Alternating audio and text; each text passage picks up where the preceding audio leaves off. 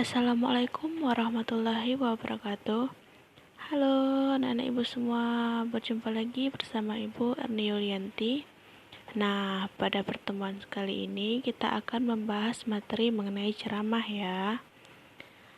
Sebelumnya ada yang udah tahu apa itu ceramah? Nah, di sini mari kita simak sama-sama apa itu pengertian dari ceramah.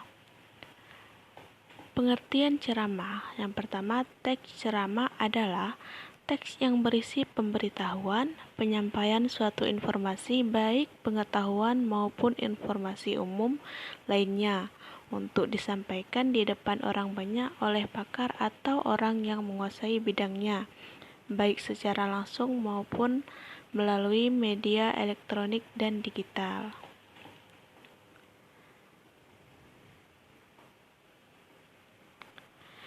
Selanjutnya, penceramah biasanya adalah orang-orang yang menguasai bidang informasi yang disampaikan.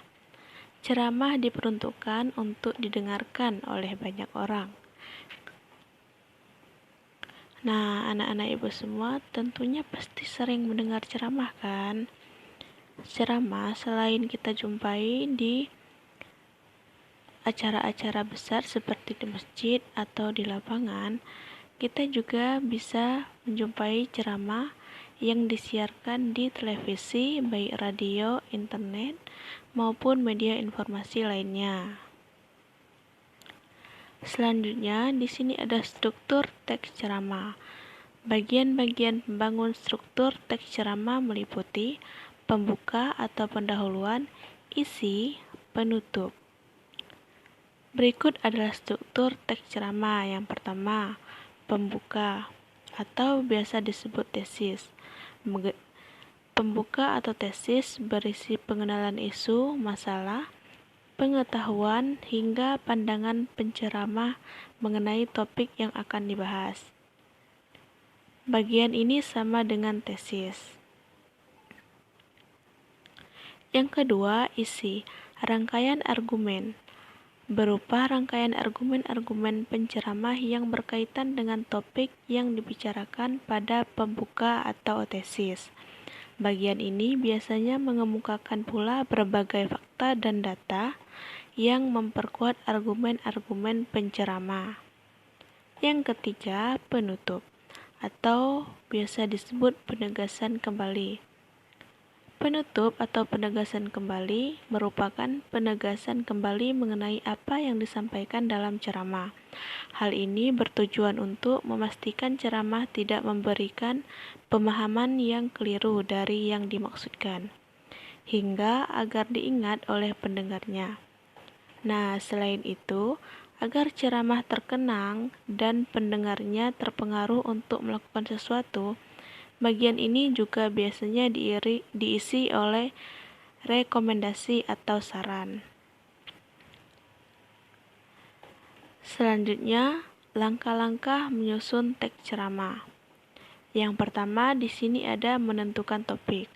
Menentukan topik tentunya menjadi hal pertama yang harus ditentukan. Tentunya terkadang topik ceramah juga dapat didapatkan dengan tidak sengaja. Misal, saat kita membaca teks berita dan mendapatkan kabar yang sedang hangat dibicarakan.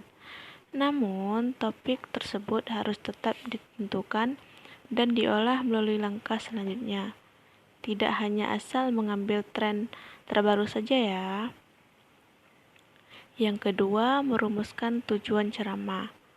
Nah, selanjutnya, tujuan adalah hal yang harus diperhatikan ketika sudah menentukan topik yang akan dibawakan.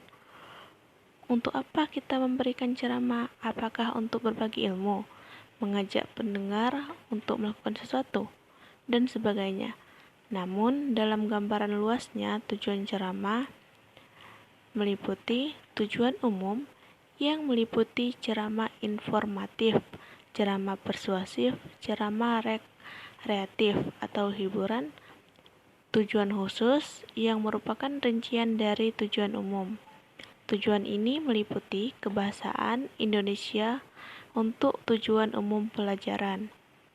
Cara melukis untuk tujuan umum, keahlian atau hobi, biografi, Soekarno untuk tujuan umum, biografi tokoh.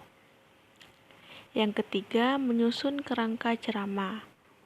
Nah, seperti kerangka teks ceramah adalah rencana yang membuat pokok-pokok bahasan struktur teks ceramah.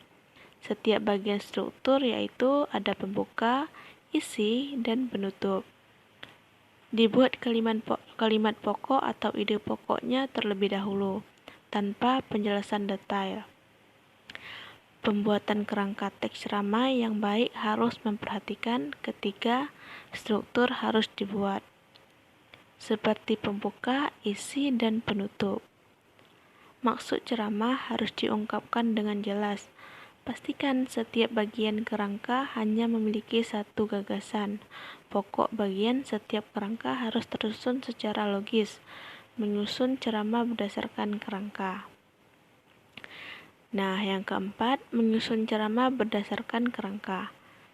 Setelah kerangka telah selesai dibuat, maka kerangka setiap kalimat pokok menjadi paragraf-paragraf yang diberi kalimat penjelas, baik secara deduktif atau kalimat pokok di awal paragraf, maupun induktif atau kalimat pokok di akhir paragraf. Selanjutnya, bersamaan dengan itu, penulisan teks ceramah juga harus dibarengi dengan penghayatan terhadap bahan-bahan yang akan disampaikan. Caranya adalah, yang pertama, mengkaji bahan secara kritik. Yang kedua, meninjau kelayakan materi terhadap khalayak ramai atau pendengar ceramah. Yang ketiga, meninjau kembali berbagai bahan yang kemungkinan mendapatkan pro kontra.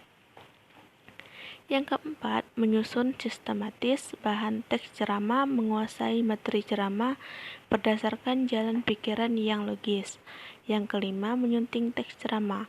Setelah menyelesaikan ceramah, tahap selanjutnya adalah untuk menyunting teks tersebut.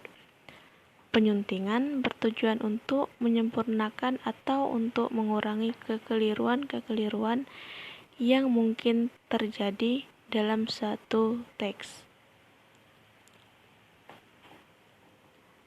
Mengetahui bagaimana cara penulisan teks yang baik, benar-benar memahami topik yang akan dibahas dalam teks tersebut, serta memahami aturan-aturan kebahasaan, seperti masalah ejaan dan tanda baca. Kegiatan penyuntingan dapat dilakukan dengan langkah-langkah seperti mengonstruksi, menyusun, atau menulis teks ceramah yang akan disunting. Penyediaan bahan-bahan pemandu penyuntingan. Nah, kira-kira itulah sedikit materi mengenai teks ceramah. Jika anak-anak ada ingin bertanya, bisa langsung dipertanyakan kepada ibu ya. Terima kasih, sampai jumpa di lain waktu.